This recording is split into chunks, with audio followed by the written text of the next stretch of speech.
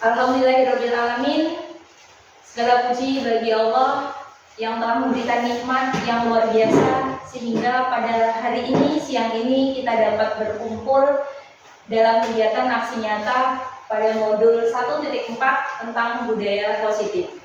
Kedua, salawat dan salam marilah kita panjatkan kepada Nabi Muhammad SAW yang kita nantikan syafaatnya di yaumil qiyamah. Amin. Sebelumnya saya ucapkan terima kasih kepada Bapak Ibu Guru yang telah bersedia untuk mengikuti kegiatan pada modul 1.4 tentang budaya positif. Di sini saya bukan akan menggurui kepada Bapak Ibu, tapi di sini saya akan belajar bersama Bapak Ibu untuk memaparkan diseminasi tentang budaya positif di tugas 1.4 aksi nyata di calon guru penggerak angkatan 10. Baik Bapak Ibu, apa yang terlintas dari Bapak Ibu tentang budaya positif? Budaya itu kan sesuatu yang harus dilestarikan, sesuatu yang baik yang harus dilestarikan. Sesuatu yang baik yang harus dilestarikan. Bagus. Ada yang lain? Kebiasaan baik. Kebiasaan baik yang harus kita ingatkan. Ya. Baik, di modul budaya positif ini saya akan memaparkan tentang konsep inti dari budaya positif itu sendiri. Jadi akan saya sampaikan tentang perubahan paradigma belajar, disiplin positif, nilai-nilai kebajikan, kebutuhan dasar manusia, motivasi perilaku manusia, posisi kontrol guru, keyakinan kelas, dan segitiga restitusi. Perubahan paradigma belajar. Perubahan paradigma belajar ini merupakan pergeseran antara stimulus respon menjadi teori kontrol. Pembelajaran dirancang berdasarkan prinsip pembelajaran yang berpihak kepada murid dan berdiferensiasi, sehingga setiap murid akan belajar sesuai dengan kebutuhan dari tahap perkembangannya untuk menjadi manusia yang bisa meraih keselamatan dan kebahagiaan yang setinggi-tingginya dan sesuai dengan profil pelajar Pancasila. Jadi paradigma baru ini yang diharapkan kita dapat menuntun murid-murid kita untuk dapat mencapai keselamatan dan kebahagiaannya sesuai dengan profil pelajar Pancasila. Miskonsepsi tentang makna kontrol di sini adalah satu, ilusi guru mengontrol murid. Masih banyak mungkin di diri saya pribadi, saya masih suka mengontrol murid tentang kegiatannya atau sesuatu tanpa saya harus tidak melibatkan murid dalam membuat sebuah kesepakatan. Ilusi yang kedua bahwa semua penguatan positif, efektif, dan bermanfaat.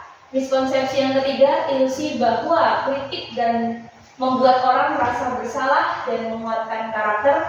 Yang ketiga, bahwa orang dewasa memiliki hak untuk memaksa. Ini miskonsepsi tentang kontrol, bahwa di sini memang seorang guru memegang teguh untuk kontrolnya. Tapi ternyata kita harus libatkan murid kita dalam setiap aktivitasnya. Yang berikutnya, mengubah paradigma. Mengubah paradigma stimulus respon kepada pendekatan teori kontrol. Stimulus respon ini yang sering di dunia, tentang dunia yang kita amati, namun akan dirubah ke teori kontrol tentang dunia. Satu, realita atau kebutuhan kita sama. Di stimulus respon itu realitasnya, kebutuhannya sama, namun di teori kontrol realitas kebutuhan kita berbeda. Stimulus respon tentang yang berikutnya, semua orang melihat hal yang sama. Di teori kontrol, setiap orang memiliki gambaran yang berbeda. Yang ketiga, kita mencoba mengubah orang agar berpandangan sama dengan kita. Dalam teori kontrol, kita berusaha memahami pandangan orang lain tentang dunia. Begitu juga perilaku buruk dilihat sebagai suatu kesalahan. Tentang teori kontrol, semua perilaku pasti memiliki tujuan. Orang lain bisa mengontrol saya. Di teori kontrol hanya Anda yang bisa mengontrol diri Anda. Saya bisa mengontrol orang lain, Anda tidak bisa mengontrol orang lain. Di stimulus, pemaksaan ada pada saat bujukan gagal. Teori kontrol, kolaborasi dan konsensus menciptakan pilihan-pilihan baru. Dan yang terakhir di stimulus respon adalah model berpikir menang atau kalah, sedangkan pada teori kontrol model berpikir menang-menang. Di sini yang harus kita ubah dari stimulus paradigma adalah kita berusaha untuk merubah dari stimulus respon kita untuk berubah menjadi teori kontrol, bahwa sesuatu pasti akan berbeda, tidak sama seperti pada stimulus responnya. Kita lanjutkan terlebih dahulu. Yang akan dibahas adalah tentang disiplin positif. Disiplin positif adalah apa makna disiplin di sini yang sering terlintas di diri kita ya Bapak Ibu, pastinya suatu kepatuhan. Contoh misalkan datang ke sekolah harus tepat waktu. Ya, di sini juga sama, makna disiplin adalah suatu yang dilakukan seseorang pada orang lain untuk mendapatkan kepatuhan. Namun, disiplin positif adalah pendekatan untuk mendidik murid yang bertujuan untuk membentuk kontrol diri dan meningkatkan kepercayaan diri, sehingga mereka bisa berperilaku dengan berpedoman kepada nilai-nilai kebajikan universal. Banyak sekali nanti akan kita bahas tentang nilai-nilai kebajikan universal yang timbul dari intrinsik pada diri kita masing-masing. Sebagai pendidik, tujuan kita adalah menciptakan anak-anak yang memiliki disiplin diri, sehingga mereka bisa berperilaku dengan mengacu pada nilai-nilai kebajikan universal dan memiliki motivasi intrinsik, bukan ekstrinsik. Jadi, di disiplin positif ini, kita harus bangkitkan nilai pada diri kita, bukan dari faktor eksternalnya, tapi faktor pada diri. Ya, ini nilai-nilai, beberapa contoh nilai-nilai dari kebajikan. Nilai-nilai kebajikan adalah nilai yang diyakini dan disepakati bersama, karena nilai-nilai tersebut bersifat universal dan lintas bahasa, suku bangsa, agama maupun latar belakang. Sebenarnya ada enam nilai-nilai kebajikan yang saya tampilkan hanya beberapa di sini. Tentunya kita paham bahwa nilai kebajikan yang pertama harus sesuai dengan profil pelajar Pancasila. Mungkin supaya kita lebih semangat ya Bapak Ibu, ya kita menyanyikan dulu lagu profil pelajar Pancasila aja. Boleh Pak Karso pandu. Belajar 1, 2, 3. Belajar Pancasila, beriman dan bertakwa pada Tuhan yang esa dan berakhlak mulia, berkebhinneka global, gotong royong mandiri, kreatif dan bernalar kritis. Ya, terima kasih Bapak Ibu. Jadi intinya nilai-nilai kebajikan yang harus tetap kita kedepankan adalah profil pelajar Pancasila. Yang kedua adalah tentang sikap murid. Sikap murid yang ada dalam nilai-nilai kebajikan adalah satu, toleransi. Nah, di sini kita harus junjung betul istilah dengan kata toleransi. Kita tahu di sekolah kita memiliki perbedaan agama, bahwa agama sebuah pilihan. Tapi ketika kita memiliki toleransi yang tinggi, pastinya tetap berjalan dengan baik. Mungkin kalau kita berada di sekolah yang khusus agama, mungkin basicnya tidak ada agama yang lain, tapi tetap ada ya Pak Ibu. Toleransi tetap nomor satu, rasa hormat, integritas, mandiri, menghargai, antusias, empati, keingintahuan, kreativitas, kerjasama, percaya diri, dan komitmen. Inilah sikap murid dan nilai-nilai kebajikan yang harus kita tumbuhkan ke murid-murid kita, supaya anak-anak memiliki toleransi, rasa hormat, mandiri, integritas, dan lain sebagainya. Dari 9 karakter, kita tanamkan kepada anak-anak kita untuk cinta Tuhan dan segenap ciptaannya, kemandirian dan tanggung jawab, kejujuran atau amanah, diplomatis, hormat dan santun, dermawan, suka menolong, dan sebagainya. Ini adalah 9 pilar karakter yang memang kita juga perlu tanamkan kepada anak, terutama kepada diri kita terlebih dahulu, supaya kita bisa melanjutkan kepada anak didik kita. Contoh-contohnya. Begitu juga ada proyek nilai-nilai kebajikan. Banyak sekali. ini memang harus kita tanamkan banyak untuk nilai-nilai kebajikan. Ada peduli, rajin, rendah hati, harga diri, kedamaian, tanggung jawab, keadilan. Ini adalah nilai-nilai. Kira-kira dari teman-teman, dari Bapak Ibu semuanya, nilai-nilai kebajikan apa yang pernah kita lakukan? Peduli? Rajin? Ya, tentunya pasti kita akan melaksanakan semuanya supaya ketika nilai-nilai kebajikan itu sudah tertanam pada diri kita teruskan ke anak didik kita, yaitu tujuan dari profil pelajar Pancasila. Ya, selanjutnya adalah kebutuhan dasar manusia. Ada 5 kebutuhan yang dibutuhkan dari seorang manusia. Yang pertama adalah bertahan hidup. Setiap manusia pasti membutuhkan untuk bertahan hidup, diantaranya perlu makan, perlu minum, perlu tempat tinggal, perlu juga kesehatan. Nah, di sini anak-anak kita juga sama. Anak-anak membutuhkan untuk bertahan hidup supaya ketika belajar anak sudah makan, minumnya cukup, belajarnya juga akan nyambung. Tapi kalau anak didik kita pagi tidak sarapan, siang nggak makan, ya salah satu dari kebutuhan dasar manusia untuk bertahan hidup itu susah. Mungkin sering terjadi sakit perut, kepalanya pusing, ternyata anak didik kita belum makan begitu, karena memang bertahan hidup adalah salah satu kebutuhan dasar manusia. Yang kedua, kasih sayang dan rasa diterima.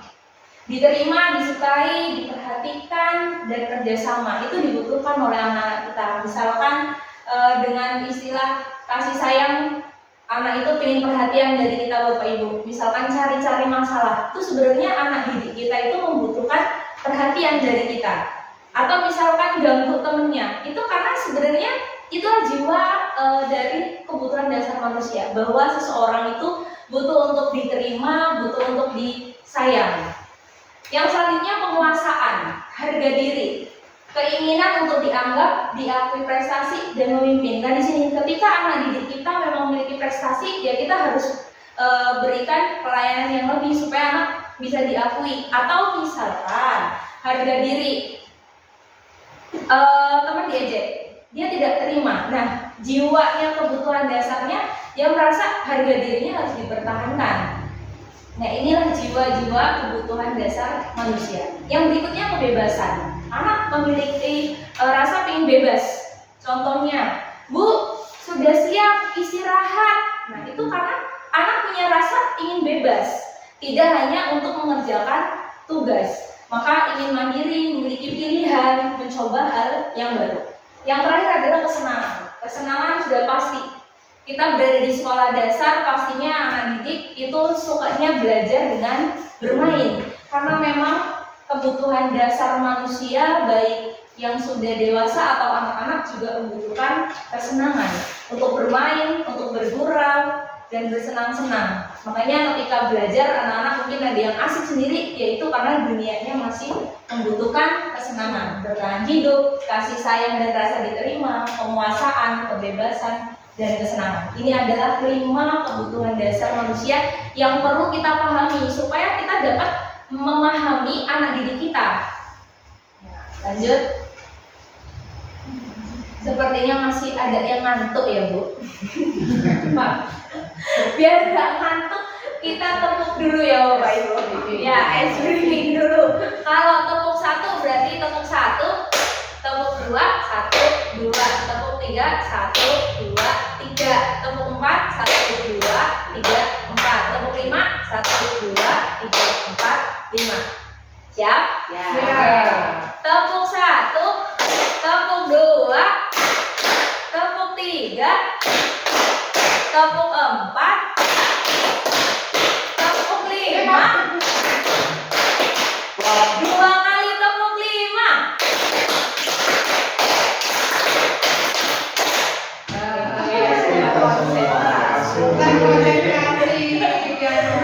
Oke, kita bisa lanjutkan. Selanjutnya adalah motivasi perilaku manusia. Menurut Dian Gosen, dalam bukunya Restructuring School Discipline menyatakan ada 3 motivasi perilaku manusia. Yang pertama adalah untuk menghindari ketidaknyamanan atau hukuman. Maksudnya di sini menghindari ketidaknyamanan, mungkin kalau pada diri anak ada PR, kerjakan. Kalau anak tidak mengerjakan PR, dia hanya takut dihukum oleh gurunya. Nah, di sini karena rasa ketakutannya apabila tidak mengerjakan PR itu adalah dihukum. Makanya untuk menghindari ketidaknyamanan. Yang kedua, untuk mendapatkan imbalan atau penghargaan. Ayo, siapa yang nilainya 100, ibu akan berikan hadiah permen. Jadi anak niatnya belajar karena supaya diberi hadiah. Jadi di sini motivasi eksternalnya hanya karena pihak dari luar atau sesuatu yang membuat dia supaya mendapatkan hal itu. Jadi bukan yang terbangun dari dalam diri kita. Jadi aku mau nilai 100 supaya aku dapat permen, atau aku mau maju supaya aku dapat nilai. Bukan yang seperti itu. Jadi yang harus kita tingkatkan motivasi perilakunya adalah untuk menjadi orang yang mereka inginkan dan menghargai diri sendiri dengan nilai-nilai yang mereka percaya. Mungkin kalau contohnya dari Bapak Ibu seperti ini. Hari ini kita mengadakan aksi nyata 1.4 tentang budaya positif. Niatnya Ibu, Bapak mau belajar cari ilmunya, cari sertifikatnya, atau apa Bapak Ibu? Kalau di sini untuk menghindari ketidaknyamanan, nanti kalau saya nggak ikut, saya nggak dapat sertifikat. Jadi kan hanya ketakutan supaya karena tidak dapat sertifikatnya. Kemudian kalau untuk mendapatkan imbalan, ikutlah supaya dapat sertifikat. Nah ini hanya karena motivasi eksternalnya.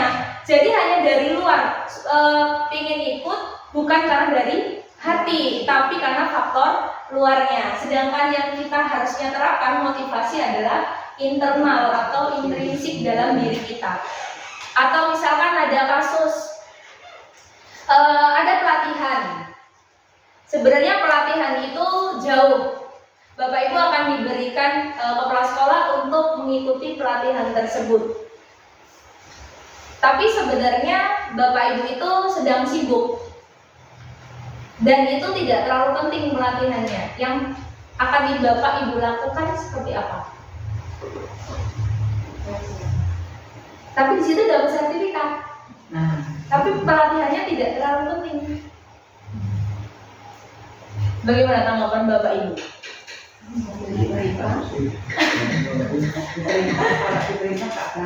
Kalau diperintah nggak diberangkat, seandainya tidak diperintah,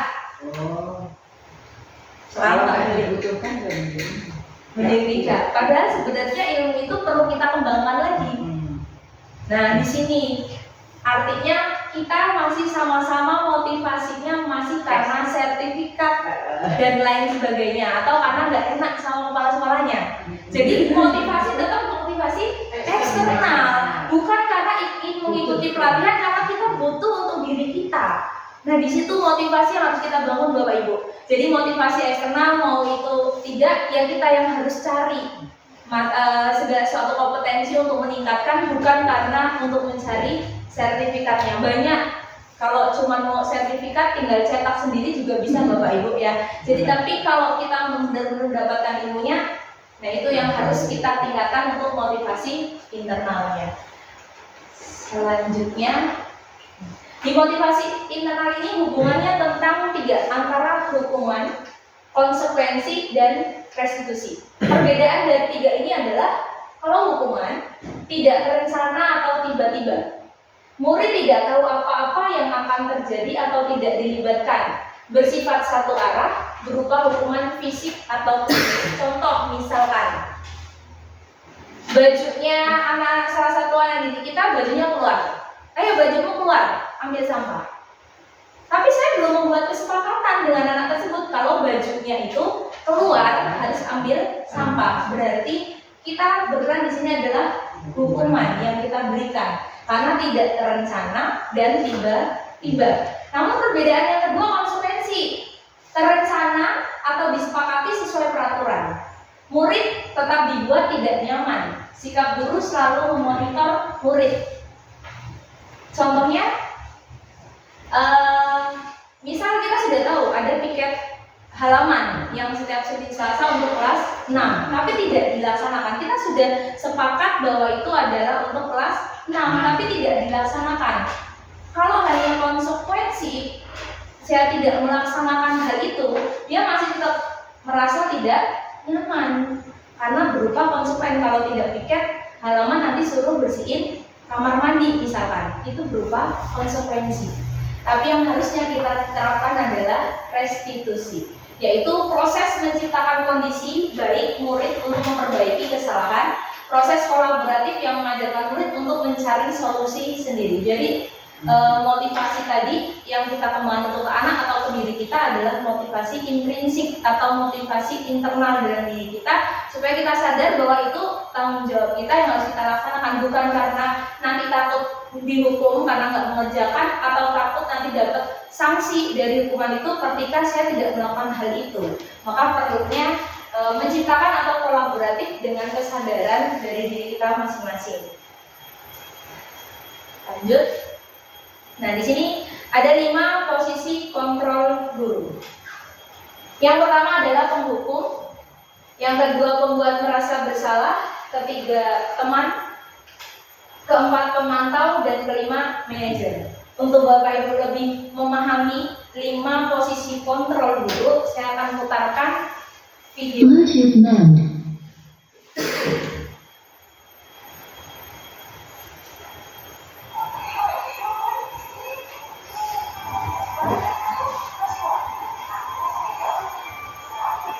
Connected. Disconnected. Connected.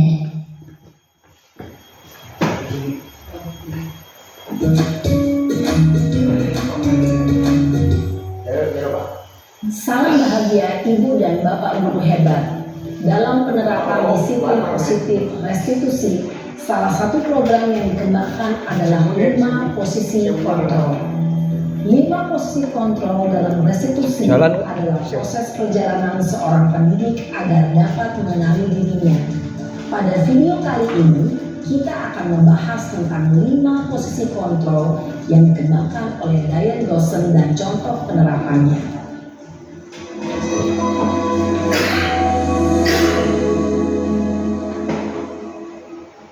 5 posisi kontrol itu adalah 1.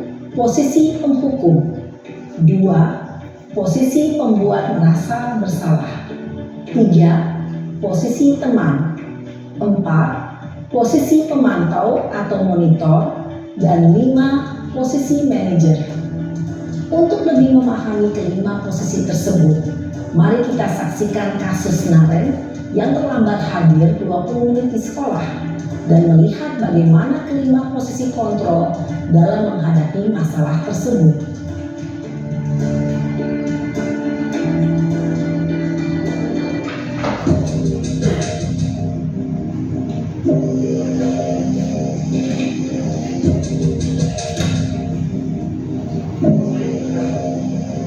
Naren, sini kamu. Selamat pagi, Bu. Selalu terlambat. Kamu deh, pasti terlambat. Maaf, Bu. Saya Apa? Apa coba? Alasan kamu apa lagi? Kapan sih kamu tidak terlambat? Malas sekali ya kamu jadi anak. saya Dasar pemalas. Gak kapok-kapok sih kamu. Sudah berapa kali terlambat? Sana, kamu keliling lapangan basket 2 kali. kenapa saya harus keliling lapangan basket, Bu? Kenapa? Kamu melawan ibu? Berani-beraninya jawab. Sudah terlambat, masih berani jawab pula. Sekarang, keliling lapangan basket 5 kali sekalian. Biar kapok. Cepat. Pergi sana ke lapangan basket. Posisi penghukum biasanya berbicara dengan nada tinggi, menghardik, menunjuk-nunjuk, menyakiti, dan menyindir. Hukuman bisa berupa fisik maupun psikis. Ibu dan Bapak Guru hebat, dampak yang terjadi pada murid ketika guru berada pada posisi penghukum adalah murid cenderung akan memberontak, bahkan menyimpan dendam.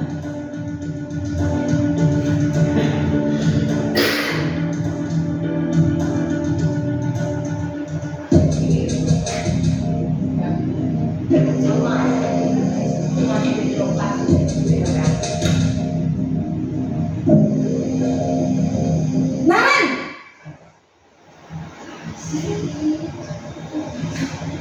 Selamat pagi, Bu. Naren, kamu kenapa terlambat lagi, nak? Ya Tuhan, Naren, kamu senang ya bikin ibu susah ya?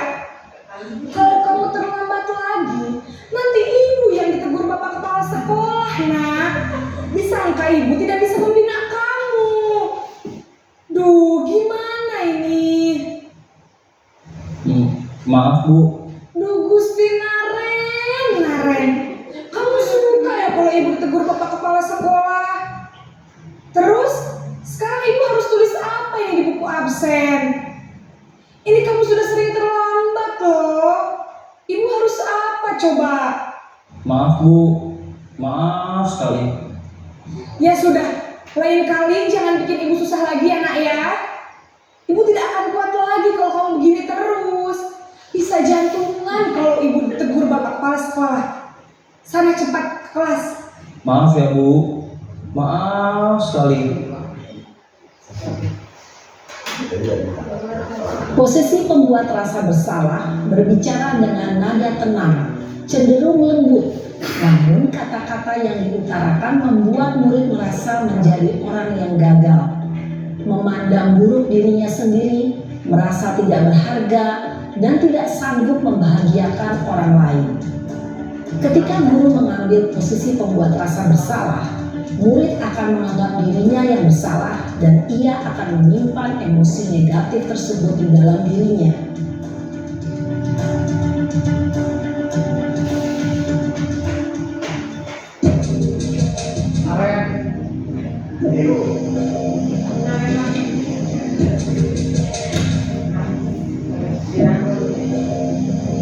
Naren,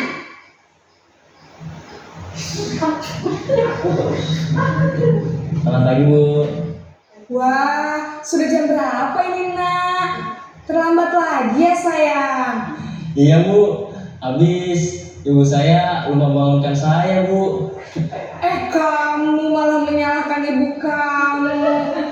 Kamu bukannya anak yang larinya paling kencang. Kok terlambat sih? Iya, Bu. Saya memang terlambat bangun tadi. Jadi, biarpun saya lari kencang, tetap gak kekejar, Bu.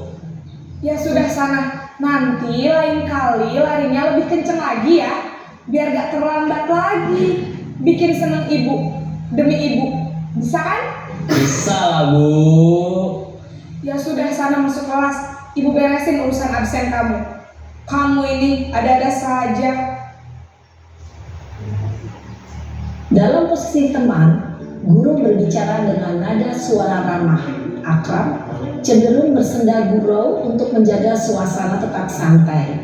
Murid akan merasa senang, aman, dan akrab dengan guru. Identitas yang tercipta adalah identitas sukses atau berhasil. Namun, perlu diingat, karena ini masih dorongan eksternal, maka ada faktor ketergantungan dari murid kepada orang tertentu. Di sini guru absennya, sehingga di lain waktu murid bisa berperilaku baik, namun hanya kepada orang-orang tertentu saja.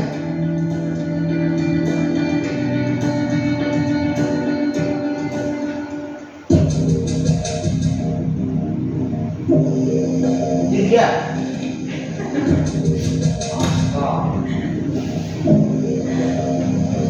Naren!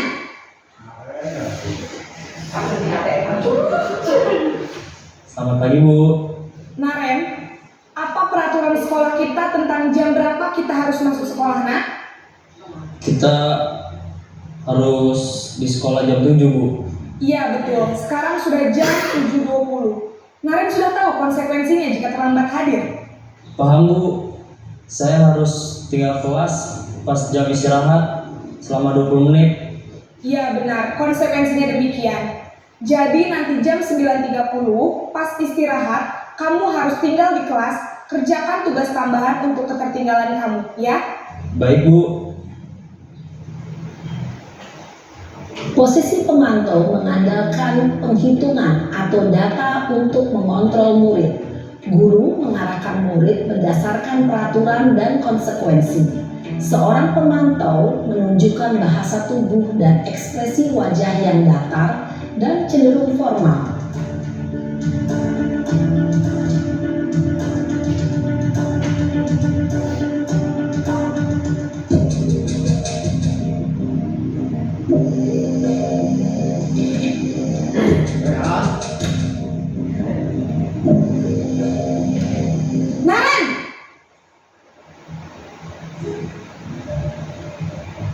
Selamat pagi Bu.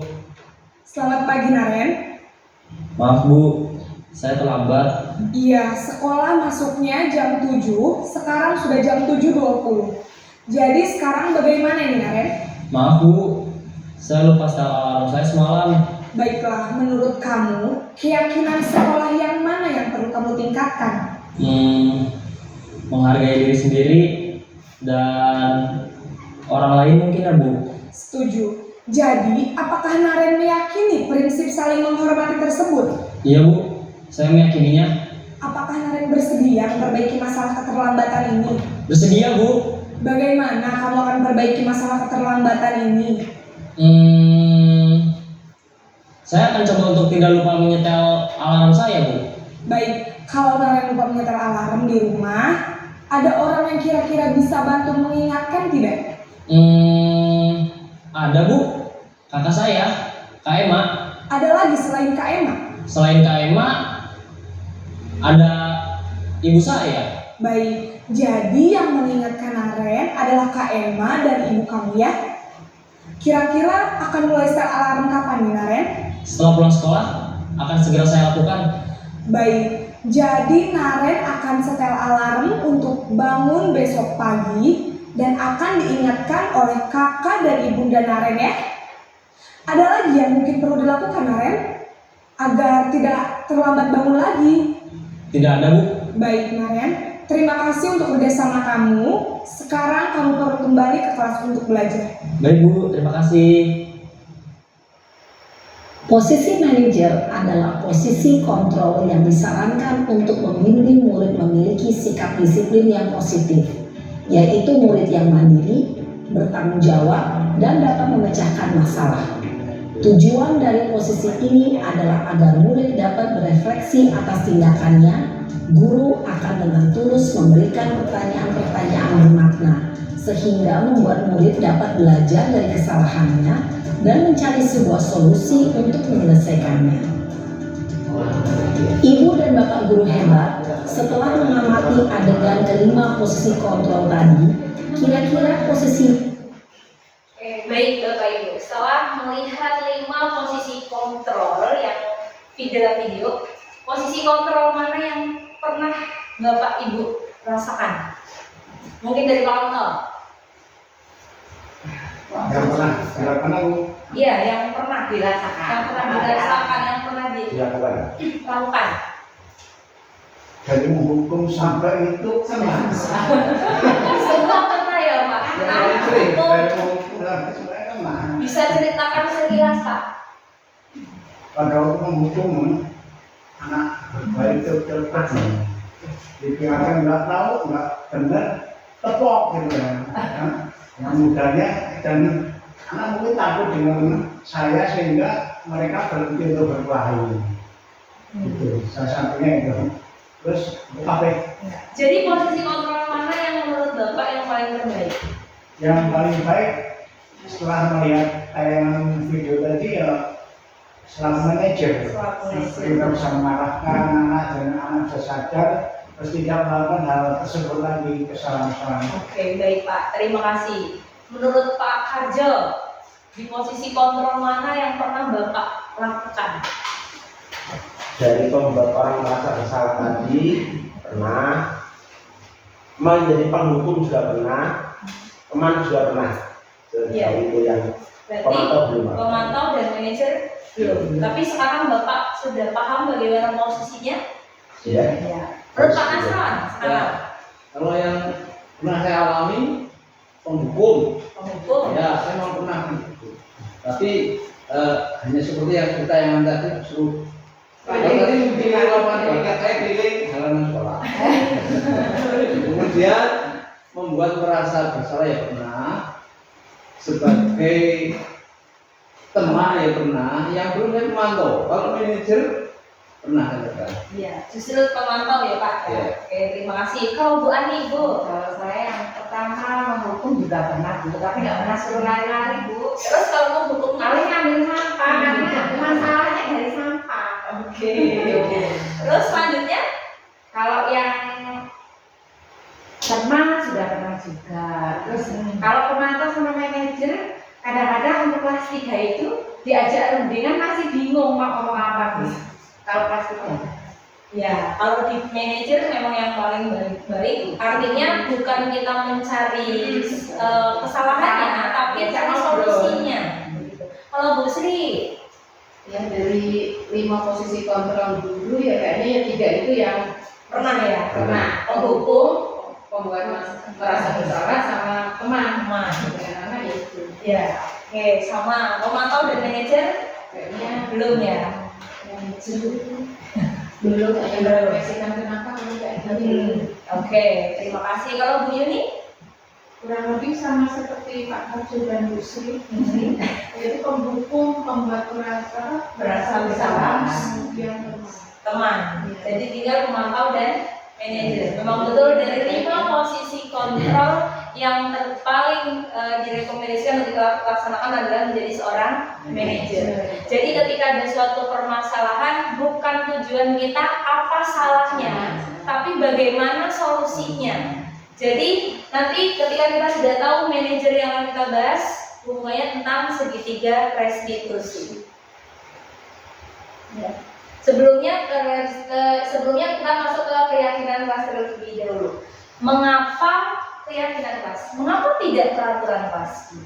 Menurut Bapak Ibu, kenapa sih kok keyakinan kelas? Kenapa nggak peraturan? Menurut saya, karena kalau keyakinan kelas itu bukan dari si gurunya sendiri atau dari si muridnya sendiri, tetapi sudah dibicarakan bersama, sudah ada kesepakatan bersama bahwasanya oh ternyata kita tuh harus seperti ini loh nak. Kita, bukan saya sebagai guru atau bukan mereka sebagai murid, tetapi sudah kita kan berarti sudah mencakup antara guru, antara siswa, jadi semua sudah satu suara. Betul. Memang kenapa tidak peraturan? Kalau peraturan pasti kita kaitannya dengan hukuman atau sanksi. Tapi kalau keyakinan kelas itu timbulnya dari kita bersama. Kita bahas di sini tentang pembentukan keyakinan kelas. Ini pastinya nanti di tahun ajaran baru kita awal harus membentuk sebuah keyakinan kelas supaya pembelajaran selanjutnya itu dapat berjalan. Bukan sebuah peraturan tapi keyakinan. Yang pertama, keyakinan kelas bersifat lebih abstrak daripada peraturan yang lebih rinci dan konkret. Yang kedua, keyakinan kelas berupa pernyataan-pernyataan universal secara umum. Yang ketiga, pernyataan keyakinan kelas senantiasa dibuat dalam bentuk positif. Keyakinan kelas hendaknya tidak terlalu banyak. Nah, di sini ketika kita membuat sebuah peraturan membuat keyakinan kelas jangan terlalu banyak, lebih baik poin-poin universalnya secara umum supaya anak-anak itu ingat. Jangan terlalu muluk banyak, misal sampai 20 keyakinan kelas tapi ternyata tidak bisa kita laksanakan. Lebih baik kompleks 5 atau berapa tapi anak bisa menerapkannya dalam kehidupan sehari-hari. Keyakinan kelas selanjutnya sebaiknya sesuatu yang dapat diterapkan di lingkungan. Semua warga kelas hendaknya ikut berkontribusi dalam pembuatan keyakinan kelas lewat kegiatan curah pendapat. Artinya ketika membuat keyakinan jangan sepihak dari kita Bapak Ibu. Jadi kita berikan kesempatan kepada anak didik kita untuk memberikan pendapatnya supaya kita bisa mencurahkan lalu bersedia meninjau kembali. Setelah anak-anak memberikan keyakinannya baru kita simpulkan mana kesepakatan yang akan kita sepakati. Artinya kalau di awal ajaran baru kita sudah sepakat keyakinan kita, ya semoga bisa berjalan selanjutnya. Makanya tadi jangan terlalu banyak, tapi intinya bisa kita jalankan. Lanjut. Nah di sini segitiga restitusi. Apa sih segitiga restitusi? Yaitu suatu proses dialog yang dijalankan guru atau orang tua agar dapat menghasilkan murid yang mandiri dan bertanggung jawab. Artinya ketika kita terapkan segitiga restitusi, kita mengharapkan menghasilkan anak didik kita supaya mandiri dan bertanggung jawab. Di sini ada segitiga restitusi. Yang pertama adalah menstabilkan identitas. Ketika menstabilkan identitas di sini, setiap orang pasti pernah melakukan kesalahan. Kamu satu-satunya yang pernah melakukan ini. Artinya ketika kita berada di posisi ini, kita bisa menanyakan hal seperti itu. Yang kedua adalah menanyakan validasi tindakan yang salah. Kita tanyakan, validasikan dulu kesalahannya. Yang terakhir baru menanyakan keyakinan. Kalimatnya bisa kita lihat dari sini Bapak Ibu. Ketika kita menstabilkan identitas, sebuah kesalahan itu adalah sebuah proses pembelajaran. Ketika melakukan sebuah kesalahan, kita bisa meyakinkan menstabilkan identitasnya dulu. Misalkan anak-anak udah emosinya luar biasa, pasti ketika berantem atau ada suatu permasalahan, anak tuh akan emosi. Nah di sini kita stabilkan dulu identitasnya. Misalkan dengan mengatakan berbuat salah itu tidak apa-apa. Artinya jangan kita langsung kamu yang salah, bukan. Tapi kita stabilkan dulu. Kemudian tidak ada manusia yang sempurna. Saya juga pernah melakukan kesalahan. Artinya anak supaya stabil dulu, supaya emosinya terkontrol dulu. Karena terkadang yang pernah saya alami ketika anak emosi, sudah kata-katanya keluar dengan segala perilakunya, dan karena kita belum stabilkan identitasnya supaya anak itu tenang, anak yakin dulu. Bisa dengan kita bisa menyelesaikan ini. Bapak Ibu tidak tertarik mencari siapa yang salah, tapi Bapak Ibu ingin mencari solusi dari permasalahan ini. Kamu berhak merasa begitu. Apa kamu sedang menjadi teman yang baik dekat dirimu sendiri? Artinya kita stabilkan pertama. Stabil supaya anak tenang dulu, anak tidak. Karena ketika emosi anak bisa mengalami yang lebih dari itu. Kemudian di sini lebih mengkondisikan kondisi anak, betul. Jadi menstabilkan identitas itu supaya anak lebih tenang dulu, anak bisa menjawab dari apa yang bisa kita tanyakan. Jadi bukan langsung ngejudge apa yang salah, siapa yang ini, bukan. Tapi bukan mencari suatu salahnya, tapi cari solusinya. Terus yang kedua dari sisi restitusi adalah validasi tindakan yang salah. Kita validkan, kita cari di situ bukan mencari salahnya, tapi dengan ungkapannya gini, padahal kamu bisa melakukan yang lebih buruk dari ini. Misalkan berantem, supaya anak itu langsung berpikir, oh iya, kalau aku melakukannya lebih, nanti bagaimana? Nah, di sini dengan kawan, padahal kamu bisa melakukannya lebih buruk dari ini. Kamu pasti punya alasan mengapa kamu melakukan hal itu. Kamu patut bangga pada dirimu sendiri karena kamu telah melindungi sesuatu yang penting buatmu. Kamu boleh mempertahankan sikap itu, tapi kamu menambahkan sikap yang baru. Artinya kita validasi kesalahannya. Atau misal menanyakan dengan tanya, kenapa kamu melakukan hal itu? Atau misalkan anak membuang sampah sembarangan. Kita ingatkan, kamu pasti punya alasan kenapa kamu buang sampah sembarangan. Nah, di sini kita bisa memvalidasi kesalahan anak. Kemudian yang terakhir, ketika kita sudah valid kesalahan tersebut, menanyakan keyakinannya, mencari solusinya dengan mengontrol pada motivasi intrinsik dalam diri anak. Apa yang kita percaya sebagai kelas atau keluarga, apa nilai-nilai umum yang kita telah sepakati, apa bayangan kita tentang kelas yang ideal, atau kamu mau jadi orang yang seperti apa? Nah, di sini anak biasanya bingung mau menentukan apa. Nah, di sinilah tugas kita bersama untuk memberikan solusinya kepada anak. Seandainya anak itu tidak bisa mencari solusinya. Oh, mungkin kamu seperti ini, atau misalkan seperti contoh kemarin saya lakukan terhadap Alif dan Erik. Mungkin saya akan putarkan juga videonya.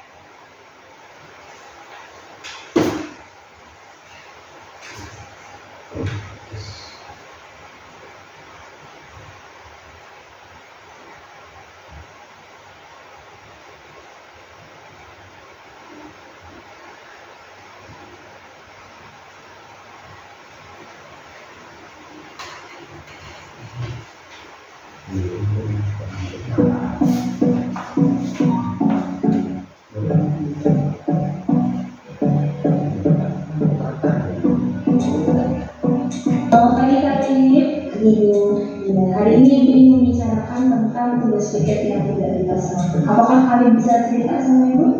Nah, aku kemarin bisa piket sama bareng teman-teman. Gara-gara aku gak berani poli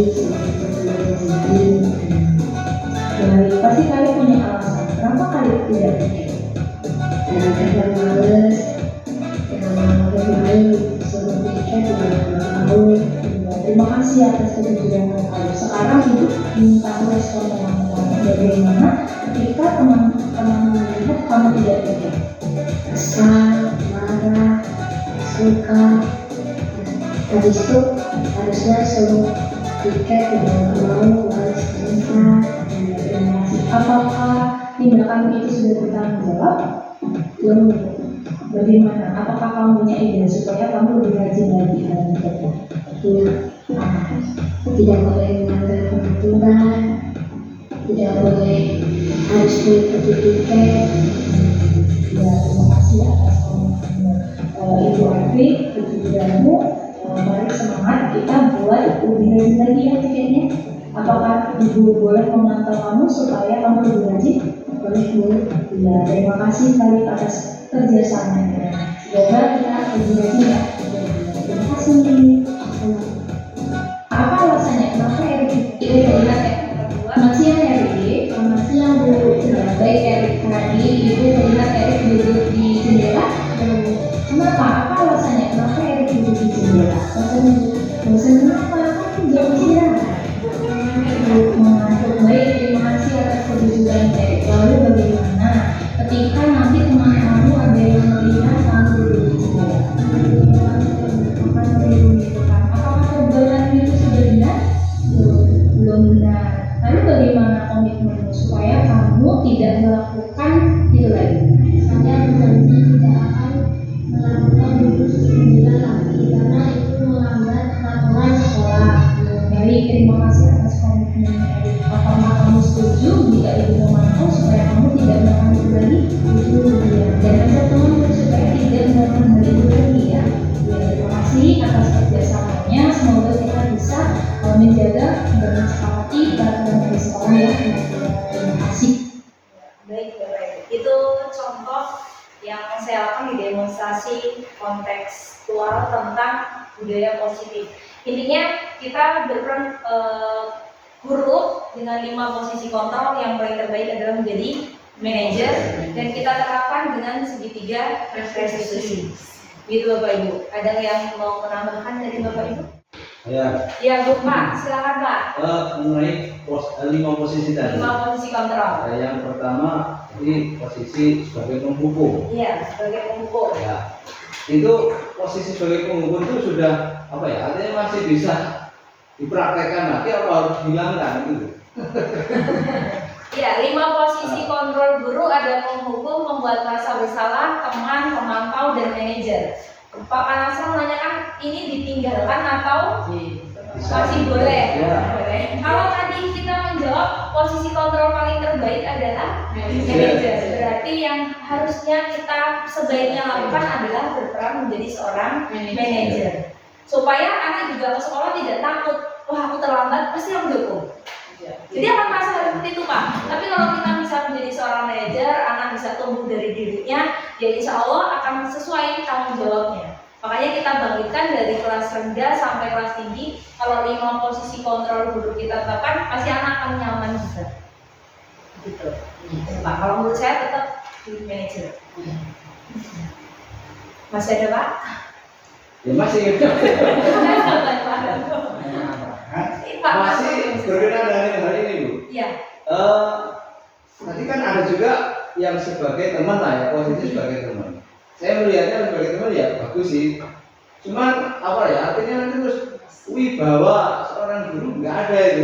Kalau tapi kalau hukuman di sini ya saya nggak senang sih, nggak cocok kalau hukuman isi. Tapi hukuman yang apa sudah ada konsekuen yang dibuat tadi, mungkin kalau saya mungkin untuk posisi penghukum yang penting sudah ada kesepakatan, ini bisa untuk apa ya? Artinya antara siswa dan guru itu masih ada rasa apa sih tadi? Tanggung jawab. Itu itu.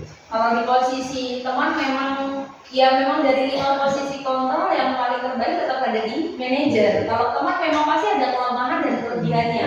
Kelebihannya mungkin kita akan lebih akrab dengan murid, tapi kekurangannya memang guru jadi kurang dibawa karena memposisikan tempatnya. Makanya posisi manajer itu yang paling kita bisa semuanya, bukan berarti hukuman itu tidak diperbolehkan. Ketika kita sudah sepakat, jatuhnya ke konsekuensi Pak. Jadi kan ada tadi yang kita bahas Di sini ada hukuman, konsekuensi, dan restitusi. Jadi kalau hukuman itu benefitnya satu arah, tapi kalau kita konsekuensi, kita sudah ada kesepakatan dengan anak terlebih dahulu, ya ini masih boleh. Yang paling kurang baik adalah di hukuman. Kalau di konsekuensi dan restitusi itu sudah lebih baik. Artinya kalau ditingkatkan, ini yang paling rendah, meningkat ada di konsekuensi, yang paling terbaik adalah di restitusi. Artinya anak yang menentukan solusinya. Supaya seperti itu. Cukup Pak? Cukup. Nah, Pak Kamto silakan. Saya menambahkan Pak Nasron tadi dengan yang kalimat tadi memang bagus ya. Tapi suatu saat membosankan bagi saya pribadi ya, karena itu terus yang terjadi. Terus kalau tadi dikatakan boleh yang kedua dan yang ketiga tadi, cuman apa? Konsekuensi dan restitusi. Itu bagus sih kalau masih boleh. Iya. Tapi kalau memang nggak boleh, maka membosankan. Dan kemarin itu Pak kali Pak udah aja karena ya memang harus ngomong ini setiap hari memang sudah dikasih tahu, tapi seperti itu. Iya. Dan membosankan. Oke, seperti yang saya katakan tadi, hukuman itu yang paling tingkatannya paling bawah, meningkat ke atas konsekuensi dan restitusi. Jadi kalau melihat dari tabel, mungkin saya tayangkan. Di sini ada perbedaan dari identitas. Ketika kita menerapkan hukuman, itu identitas pada diri anak akan gagal, akan merasa dirinya gagal. Tapi kalau kita menerapkan disiplin dengan konsekuensi dan restitusi, ini masih kita bolehkan. Artinya hukuman yang harus kita tinggalkan. Karena hukuman itu kurang bagus. Artinya di konsekuensi kita mirip dengan hukuman tapi berbeda. Kalau hukuman itu satu arah tanpa sepakat, tapi kalau konsekuensi itu sudah disepakati. Misalkan seperti Pak Kamto membuat, kalau misalkan bersih-bersih misalkan, tapi sudah sepakat dengan anak dengan adanya sebuah konsekuensi, bukan hukuman bahasanya Pak, begitu. Jadi jangan bilang itu dihukum, kurang tepat Pak. Jadi lebih baiknya konsekuensinya apa, bukan hukumannya apa, bukan, tapi lebih halusnya kita rubah konsekuensinya, begitu Pak. Jadi di sini disiplin yang kita terapkan ada konsekuensi dan restitusi. Kalau di sini lihat sesuatu yang menyakitkan harus terjadi, kalau konsekuensi sesuatu harus terjadi. Di restitusi merupakan sebuah pilihan, jadi anak bisa menentukan diri. Saya nggak piket, terus apa yang bisa kamu lakukan? Nah, anak akan tunggu. Ya udah Bu, saya ingin. Nah, itu yang pinginnya. Sesuatu muncul instinktif dari dirinya, bukan karena saya. Oh, kamu kayak ini berarti kamu yang bersihin ini, bukan. Yang bagus muncul dari diri anak. Gitu Pak Kamto, boleh konsekuensi deh Pak, bukan hukuman. Untuk supaya anak sadar bahwa itu bukan hukuman, konsekuensi tadi, bagaimana kita menyampaikan. Pengalaman anak sedang bola-bola kita tendang, ada sepakati tidak boleh dan push up. Dia akan mengatakan dihukum kamu push up gitu. Gimana ini? Nah, ketika bagus diajarin baru seperti ini, kita memang selama ini itu nggak boleh, tapi anak tidak tahu berarti itu berupa hukuman. Iya. Tapi kalau kita mengatakan dikumpulkan satu, diberitahu bahwa ketika bermain bola, nendang itu tidak diperbolehkan mengenakan kaca. Nah, kita beri konsekuensi kalau kita sudah memberitahu ke anak. Tapi kalau tiba-tiba seperti mungkin kejadian beberapa hari yang lalu bermain voli mengena dan mungkin anak itu belum tahu tentang peraturan yang ada di sekolah, kita jatuhnya kalau menghukum langsung hukuman, bukan konsekuensi. Tapi kalau sesuatu itu sudah kita sepakati bersama dengan anak sepakat, itu dibolehkan. Walaupun anak mengatakan itu saya dihukum ya. Nah itu makanya kita menanamkan pada anak motivasi pada dirinya. Kita ubah paradigma yang baru Pak. Jangan berpikir yang kembali lagi, paradigma baru yang kita lanjutkan. Begitu. Jadi jangan ditanam yang lama, tanam yang baru. Nah, selama ini kayaknya masih seperti itu loh, dan belum terubah. Ya. Karena memang kami sepakati sih untuk main bola itu bagaimana ini Pak push up. Setelah itu dia tetap mengatakan hukuman ini. Ya, makanya perlu kita sampaikan juga dengan bukan hanya dengan anak, kita perlu juga sampaikan kepada wali. Karena peraturan kesepakatan yang ada di sekolah memang kita harus dipublikasikan Pak. Jadi jangan internet di sekolah kita yang tahu, tapi orang tua tidak tahu, atau masyarakat tidak tahu, anak nggak ngerti, ya kita jatuhnya penghukuman. Jadi bagusnya memang kita libatkan wali, kita libatkan anak untuk membuat sebuah kesepakatan. Jadi bukan sekolah yang membuat kesepakatan, ini kesepakatannya harus disepakati. Itu yang kurang tepat. Yang bagusnya memang kolaborasi dengan wali murid, dengan anak. Itu Pak, supaya semua tahu. Kalau hanya bapak ibunya yang tahu, gurunya nggak, siswanya nggak tahu, ya tetap aja nggak tahu. Begitu. Silakan Mbak. Sudah selesai belum Pak? Saya. Kami kesempatan sini. Iya, Tadi apa yang sudah disampaikan Pak Kanto itu, Pak Kanto menyampaikan, tapi biasanya awal, tapi sudah seperti ini. Nah, yaitu yang harus diubah adalah paradigmanya menurut saya. Tapi biasanya seperti ini karena kita masih flashback ke belakang, ke yang dulu seperti ini. Nah, yang harus kita ubah ya berarti paradigmanya ternyata tuh harusnya seperti ini. Makanya ya, tadi di awal saya sampaikan paradigma pembelajarannya. Kita ubah di situ Pak.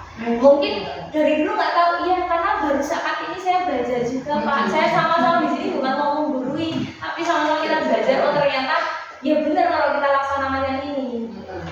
Saya tak nambah sudah. Enggak, maaf, ini masih kaitannya dengan yang disampaikan Pak Kanto. Saya tahu memang kita sudah berusaha, ini bukan hukuman, tapi ini adalah konsekuensi. Mungkin solusinya adalah kita sering-sering mengasihkan pengarahan sosialisasi kepada anak. Pak guru nggak menghukum. Ini adalah konsekuensi yang sudah Anda buat. Konsekuensinya seperti ini. Maaf Anda jangan salah menafsir bahwa ini adalah hukuman.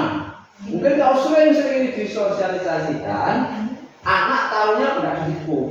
Konsekuensi akibat dari perbuatan tuanya. Itu mungkin tahu benar. Iya betul Pak. Memang iya, karena kita belum memberikan edukasi kepada anak tahunya hukuman.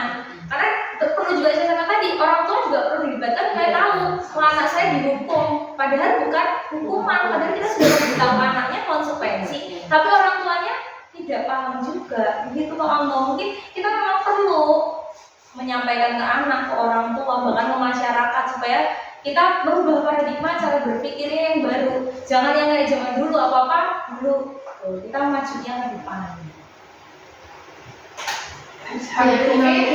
Keyakinan itu perlu ditulis atau hanya disampaikan saja? Perlu ditulis. Ketika suatu keyakinan hanya kita sampaikan, lalu lalang Bu, lupa. Jadi kan itu hanya kayak saya Pak Kanto kan cuma disampaikan lewat ada tertulisnya. Betul, harusnya peraturan kita bukukan atau kita dokumentasikan. Perlu, itu sangat perlu untuk kita terapkan supaya ini buktinya. Kalau hanya ucapan itu bisa lupa Pak. Kita manusia. Jadi kalau hanya ditulis saja anak itu lupa, dibacakan atau diucapkan. Tapi kalau ada tertulisnya, dia ingat, oh iya, begitu. Jadi kesepakatan baiknya ditulis sama seperti di sini. Kalau saya masih tulis aturan, harusnya kesepakatan kelas. Kesepakatan boleh, keyakinan kelas boleh. Berarti di depan mungkin lebih baik supaya untuk mengingatkan anak itu di sana aja keyakinan kita bareng-bareng. Iya boleh. Memang dari dan dia mulai bagaimana caranya, macam-macam dari setiap kelas bisa dilaksanakan. Kalau di kelas 1 tetap harus ada pemantik, banyak kata-kata apa yang bisa ini. Nah, supaya kalau kelas tinggi mungkin sudah bisa menentukannya. Tetap harus didokumentasikan. Silakan Pak Arsul. Kita sebagai manajer ternyata itu berulang nggak berhasil. Karena kita nanti nggak menemukan jalan keluarnya atau pilihannya. Sehingga kita yang masih tahu pilihan malah jadi bukan dari diri anak ini sendiri. Apakah boleh kemudian turun kita menjadi pemantau atau kemudian menjadi posisi teman? Ya, oke, baik saya jawab. Ketika tadi anak sudah diingatkan masih kembali seperti itu. Betul, itu tugas dari kita Bapak Ibu untuk memberikan solusinya kepada anak. Ketika anak itu tidak bisa mencari solusinya sendiri, kita yang mempertimbangkan. Oh mungkin baiknya seperti ini ya. Nah, jadi kita tetap mengarahkan. Jangan ketika itu anak sampai lama harus memikir solusinya. Nah, kita tugasnya untuk menuntun tumbuh kembangnya anak. Itu peran yang sangat luar biasa untuk Bapak Ibu semua, terutama saya. Ketika menghadapi sesuatu, ya kita harus menuntun anak itu. Ketika udah susah, ya kita cari solusinya. Bukan harus selalu anaknya, tapi kita juga harus berperan di situ. Mungkin itu jawaban saya, Pak. Terima kasih. Kesimpulannya, kita sudah beberapa memahami tentang hukuman, konsekuensi, dan restitusi yang biasa kita laksanakan. Kontrol guru yang paling terbaik adalah menjadi seorang manajer. Ketika posisi yang paling harus kita terapkan di sekolah kita adalah menjadi seorang manajer. Apapun suatu permasalahan, baik itu yang kecil atau yang besar, kita bisa berperan menjadi seorang manajer. Kemudian terapkan segitiga restitusi. Jadi bukan mencari siapa yang salah, tapi mencari apa solusi dari permasalahan. Mungkin itu saja yang dapat saya sampaikan untuk kegiatan budaya positif ini. Terima kasih, semoga bermanfaat untuk kedepannya, Bapak Ibu. Mohon maaf apabila saya banyak kesalahan, kepada Allah saya mohon ampun. Saya akhiri, wassalamualaikum warahmatullahi wabarakatuh. Waalaikumsalam warahmatullahi wabarakatuh. Selamat siang dan salam sejahtera.